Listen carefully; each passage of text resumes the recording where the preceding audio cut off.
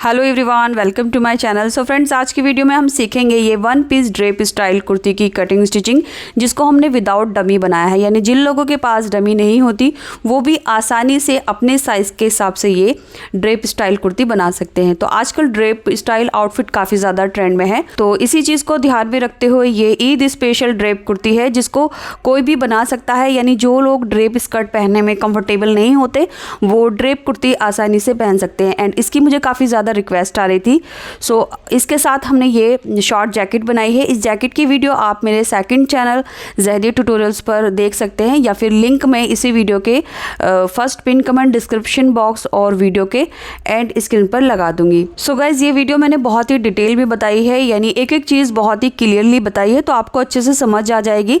तो वीडियो को अच्छे से समझने के लिए पहले वीडियो को एंड तक ज़रूर देखें, कहीं भी स्किप ना करें, और फिर उसके बाद आपको कुछ समझ नहीं आता तो आप मुझे कमेंट कर सकते हैं। तो यहाँ पर अपने मेजरमेंट के हिसाब से मैंने 2.5 मीटर सैटिन फैब्रिक लिया है।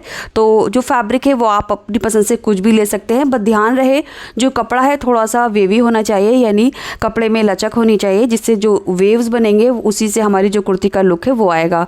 तो अपने मेजरमेंट में को ध्यान में रखते हुए मैंने यहाँ पर 2.5 मीटर फैब्रिक लिया है, और जो मेरी कुर्ती का मेजरमेंट है वो यहाँ स्क्रीन पर देख सकते हैं। सो गाइज, मेरे मेजरमेंट के हिसाब से आप आइडिया लगा सकते हैं कि आपको कितना फैब्रिक लेना होगा। अभी जो कुर्ती है ये 2 पार्ट में कट होगी।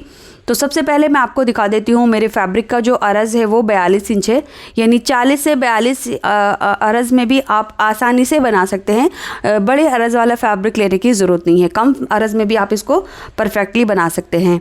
इसके बाद देखिए, अब सबसे पहले हम अपना कुर्ती का फर्स्ट पार्ट यानी टॉप पार्ट कट करेंगे। तो कपड़े को मैंने किनारे वाली साइड से पहले इस तरह से डबल फोल्ड किया है, और अब हम इसको 4 फोल्ड कर लेंगे। 4 फोल्ड करने के बाद इसकी जो चौड़ाई है वो 10.5 इंच है। तो इसमें से हमारा जो बस्ट है वो आराम से आ जाएगा। ये 36 बस्ट के लिए मैं बना रही हूँ। इसके बाद जो टॉप पार्ट की लेंथ है वो हम रेडी लेंथ से 1 इंच एक्स्ट्रा लेंगे। तो मैं यहाँ पर 15.5 इंच ले रही हूँ। 14.5 इंच पर इसकी जो लेंथ है वो तैयार हो जाएगी। तो 15.5 इंच पर मार्क करके हमने इसको इस तरह से सीधा कर लेना है। इसके बाद ये हमारा टॉप पार्ट है, इसको यहाँ से कट कर लेंगे। तो लीजिए, टॉप पार्ट वाला जो फैब्रिक है वो हमने निकाल लिया है। इसकी लंबाई 15.5 इंच है और जो चौड़ाई है वो 10.5 इंच है। तो आपको अपने साइज़ के हिसाब से ही टॉप पार्ट की चौड़ाई और लंबाई लेनी होगी। अब यहाँ से हम अपने शोल्डर का हाफ लेंगे। तो मैं स्लीवलेस बना रही हूँ, इसलिए मैंने 6.5 इंच पर मार्क किया। इसके बाद नेक की जो विड्थ है वो हम 3 इंच मार्क करेंगे, और यहाँ से आधा इंच पर कंधे डाउन कर देंगे। आर्म होल की लेंथ भी हम 6.5 इंच ही ले रहे हैं। अब इस मार्क को सीधा ऊपर मिला देंगे इस तरह से। इसके बाद बस्ट का फुट पार्ट मार्क करेंगे। तो मैं यहाँ पर 9 इंच ले रही हूँ, क्योंकि ये 36 इंच पर रेडी हो जाएगी। क्योंकि कुर्ती का जो साइज़ है वो छोटा ही है, इसलिए अरज़ में ही टॉप पार्ट की चौड़ाई आ गई है। इसके बाद हमने कमर की मार्किंग करनी है, तो कमर का फुट पार्ट मार्क करना है। तो यहाँ पर मैं ये जो कुर्ती है थोड़ी सी लूज़ बना रही हूँ, इसलिए कमर का जो साइज़ है वो मैंने 8 इंच लिया है। अब दोनों पॉइंट को हमने इस तरह से लाइन अप कर देना है, और आगे की तरफ से लगभग हम 1.5 इंच मार्जिन लेकर इस तरह से मार्क कर देंगे, और फ्री हैंड से हम बैक आर्म होल की शेप देंगे। इसके बाद आधा से 1.25 इंच अंदर की तरफ फ्रंट आर्म होल की शेप देंगे। अब जो हमारा मार्जिन वाला पार्ट है यहाँ से हम आधा इंच ऊपर की तरफ मार्क करेंगे, और पीछे की तरफ कर्व शेप में मार्क कर देंगे इस तरह से। अब हमने इसकी कटिंग करनी है। तो जो हमने मार्क बैक वाला आर्म होल है उस पर हमने पहले कट करना है इस तरह से। उसके बाद जो हमारे फिटिंग के मार्क हैं यहाँ पर हमने नॉचेस लगा देने हैं, सेंटर के नॉचेस भी इस तरह से लगा देने हैं इस तरह से। अब हमने बैक वाला पार्ट इसमें से निकाल देना है, और जो हमारा फ्रंट आर्म होल है इसकी एक्स्ट्रा कटिंग कर देंगे। तो ये हमारा फ्रंट वाला पार्ट है जिसमें हमने आर्म होल की एक्स्ट्रा कटिंग की है। इसके बाद हमने फ्रंट में जो नेक बनाना है उसके लिए हमने पेस्टिंग कैनवास ली है, और नेक को इस तरह से ड्रॉ कर लिया है। नेक की जो चौड़ाई है वो मैंने 3 इंच ली है। नेक की गहराई 3.5 इंच ली है, एंड नेक के जो स्लिट ओपन होगा उसकी जो लेंथ है वो भी मैंने 3 इंच ली है। इस तरह से नेक ड्रॉ करने के बाद हमने कट कर लेना है। तो नेक का जो साइज़ है वो आप अपने हिसाब से थोड़ा बहुत कम ज़्यादा कर सकते हैं। इसके बाद नेक का जो यहाँ से स्लिट है वो बस किनारी से हल्का सा हमने ये कैनवास को कट करना है ऐसे करके इस तरह से। अब हमने कैनवास को फैब्रिक के ऊपर आयरन की हेल्प से पेस्ट कर लेना है। इसके बाद फ्रंट वाला पार्ट लेंगे, और ये जो नेक है ये हमने सेंटर से सेंटर मिलाते हुए रखना है, और यहाँ पर सिलाई लगाकर इसको फिनिश कर लेना है। तो ये हमारा फ्रंट नेक है। इसके बाद बैक नेक जो है वो हम यहाँ पर मार्क कर रहे हैं, क्योंकि मैं बैक नेक तिरछी पट्टी से बना रही हूँ। आप इसको कैनवास से बना सकते हैं। तो बैक नेक की जो चौड़ाई है वो मैंने 2.25 इंच ली है, गहराई 5.5 इंच ली है। क्योंकि मैं तिरछी पट्टी से बैक नेक बना रही हूँ इसलिए मैंने 3.25 इंच लिए। 3 इंच पर इसकी चौड़ाई तैयार हो जाएगी। आप इसको फ्यूजिंग पेपर या फिर पेस्टिंग पेपर से भी फिनिश कर सकते हैं। अब 2 इंच चौड़ी मैंने ये तिरछी पट्टी ली है, जिसको डबल फोल्ड करके हम बैक नेक पर रखेंगे और एक पैर का दबाव लेकर इसको सिलाई करके तैयार कर लेंगे। अब देखिए जो हमारा फ्रंट वाला नेक था कैनवास वाला, उसको हमने इस तरह से स्टिच कर लिया है। इसके बाद हमने जैकेट वाला फैब्रिक लिया है। इस पट्टी की लंबाई स्लिट से लगभग 1.5 इंच एक्स्ट्रा है। अब इसको हमने यहाँ सेंटर में रखना है ऐसे करके, और इसको हम 3 साइड से स्टिच करेंगे। तो यहाँ से यहाँ तक हमने सिलना है, और ये जो स्लिट है इस पर हमने सिलाई नहीं करनी है, ये ओपन ही रहेगा। सो ऐसे करके हमने ये पट्टी को इसके नेक के सेंटर में रखकर स्टिच कर देना है। और उसके बाद हम अपना बैक वाला पार्ट लेंगे, जिसका नेक हमने इस तरह से फिनिश कर लिया है। अब हमने इसकी कंधी ज्वाइन करनी है। तो बैक नेक की पट्टी को फ्रंट की तरफ टर्न करते हुए आधा इंच का दबाव लेकर हम दोनों कंधियों को स्टिच कर देंगे इस तरह से। और ये हमारा नेक है, ये देख सकते हैं आप। नेक के सेंटर में हमने ये जैकेट वाला जो फैब्रिक है ये ऐसे करके लगा दिया है। अब देखिए इसमें हम स्लीव नहीं लगा रहे हैं, तो इसका जो आर्म होल है वो हम तिरछी पट्टी से ही फिनिश करेंगे। तो उसके लिए मैंने 2 इंच चौड़ी ये तिरछी पट्टी ले ली है। अब इसको हम यहाँ से डबल फोल्ड करेंगे और जो आर्म होल है यहाँ रखते हुए एक पैर से कम दबाव लेकर हमने सिल देना है।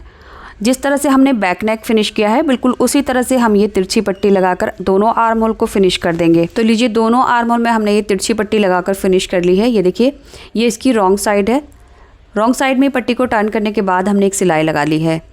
मैंने इसको विदाउट स्लीव बनाया है, यानी कट स्लीव। आप चाहें तो इसको स्लीव के साथ भी बना सकते हैं, नो प्रॉब्लम। अब हमने इसमें फिटिंग लगानी है। तो टॉप पार्ट को इस तरह से रॉन्ग साइड में टर्न कर लेंगे और यहाँ पर स्लीव की मार्किंग करके दोनों साइड में हमने फिटिंग लगा लेनी है। फिटिंग लगाने के बाद हमारा टॉप पार्ट इस तरह से रेडी हो गया है। इसके बाद अब हमने इसका जो नीचे वाला पोर्शन है यानी ड्रेप पैटर्न कट करना है।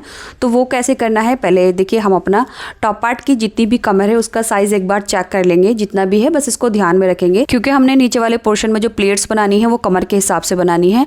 तो मेरे मेजरमेंट के हिसाब से 32 इंच की गोलाई है कमर की। अब हमने ड्रेप बनाने के लिए 2 मीटर फैब्रिक लेना है। तो देखिए टोटल फैब्रिक जो है वो हमारा 2 मीटर लगेगा नीचे वाली साइड में। अब कपड़े को मैंने इस तरह से रखा है, कपड़े की सीधी साइड ऊपर है। अब इस वाले कॉर्नर से हमने 10 इंच पर मार्क करना है। सभी साइज में ये मार्क 10 इंच आएगा, लेकिन अगर आप 2.5 मीटर कपड़ा ले रहे हैं तो आप इसको 15 भी कर सकते हैं। अब 10 इंच के बाद हमने एक और मार्क करना है। तो यहाँ से आगे की तरफ हम 24 इंच पर मार्क करेंगे। 24 इंच में आप 1 इंच कम या ज़्यादा कर सकते हैं, यानी 25 इंच भी आप लगा सकते हैं और 23 इंच भी। तो मैं 24 इंच लगा रही हूँ। अब 24 का हमने हाफ यानी सेंटर मार्क कर लेना है ऐसे करके। तो दोनों साइड से ये हमारा 12-12 इंच हो गया। अब जहाँ से हमारा 12 इंच आया है सेंटर से हमने इंच टेप रखना है और पूरी गोलाई में 12-12 इंच पर मार्क कर देना है। सो इस तरह से बस हम नीचे से इंच टेप को घुमाएंगे और थोड़ी थोड़ी दूरी पर ये गोलाई में मार्क करते जाएंगे इस तरह से। अभी जितने भी हमने मार्क किए हैं गोलाई में इन सबको एक दूसरे के साथ मिला लेंगे ताकि आपको वीडियो में अच्छी तरह से विजिबल हो जाए। सो ऐसे करके हमने एक हाफ सर्कल मार्क किया है। अब यहाँ से इस मार्क से जो भी लंबाई आई है वो मार्क कर लेंगे। तो मेरे मेजरमेंट के हिसाब से ये 22 इंच आई है। तो ये इसका सेंटर है। तो ठीक है, आपको इतना समझ आ गया होगा। यहाँ तक बिल्कुल सेम ऐसे ही करना है। इसके बाद हमने प्लेट्स बनानी हैं। तो देखिए यहाँ से हम प्लेट्स बनाना स्टार्ट करेंगे। ये कपड़े की किनारी वाली साइड है और यहाँ से हमने 1 इंच गहरी प्लेट्स बनाना स्टार्ट करना है। सभी प्लेट्स की गहराई 1 इंच रहेगी। और वीडियो में आप देख सकते हैं जो हमने हाफ सर्कल मार्क किया था, सभी प्लेट्स इसके ऊपर इस तरह से फोल्ड होती हुई आएंगी ऐसे करके। सो कुछ भी अलग नहीं करना आपको, बिल्कुल ऐसे ही वीडियो में दिखाए गए तरीके को फॉलो करना है। ये देखिए इस तरह से हमारी जो प्लेट्स हैं वो बराबर बनेंगी और एक जिस डायरेक्शन में हमने बनाना है उस डायरेक्शन में बनेंगी। तो जो हाफ सर्कल है उस मार्क को हम फॉलो करेंगे और जो प्लेट्स हैं वो बहुत ही आराम से बनती जाएंगी। ये देखिए आप देख सकते हैं इस तरह से हमने सभी प्लेट्स को बना लिया है। बस ध्यान रहे जो प्लेट्स हैं वो इधर उधर ना भागे, तो बहुत ध्यान से इसको सेट करना है। सो ऐसे हमारी ये सारी प्लेट्स सेट हो गई हैं। ये देखिए कुछ इस तरह से ये हमारी प्लेट्स आएंगी ऐसे करके। तो हमारी जो प्लेट्स है वो ऑलरेडी सेट है, बहुत हमने ध्यान से बनाई है। अगर आपको इधर उधर लगे प्लेट्स तो आप इनको सेट कर सकते हैं। और सेट करने के बाद हम हैंड स्टिच करके इसको पक्का कर लेंगे। तो ये जो सिलाई है वो पक्की रहेगी। हम इस पर सिलाई भी कर सकते हैं मशीन से, बट मैंने इस पर हैंड स्टिच कर लिया इस तरह से। ये देखिए ये जो प्लेट्स हैं ये एक साइड में इस तरह से आ गई हैं। अब आप वीडियो में देख सकते हैं जो प्लेट्स है वो हमने किस तरफ बनाई हैं। इसके बाद देखिए ये जो किनारे वाली साइड है ये वाली कपड़े को हमने इस तरह से रखना है, ये किनारे वाली साइड है और उसके बाद ये साइड जो है ये अरज़ वाली साइड है। तो अरज़ वाली जो साइड है वो हम अपनी तरफ रखेंगे और अब हमने यहाँ से प्लेट्स बनाना है। तो यहाँ जो प्लेट हैं वो मैं 1 से 1.25 इंच की गहराई पर बना रही हूँ। तो ये जो प्लेट की गहराई है वो साइज़ के हिसाब से कम भी हो जाएंगी, ज़्यादा भी हो जाएंगी। तो बस आपको उसी हिसाब से ये प्लेट बनानी है। एंड इस कॉर्नर पर भी हमने इस तरह से घुमाते हुए प्लेट्स का फेस जो है वो आगे की तरफ लाना है, जहाँ पर हमने हैंड स्टिच करके प्लेट्स बनाई हैं। सो सारे में हमने इस तरह से प्लेट्स डाली हैं, ये देखिए।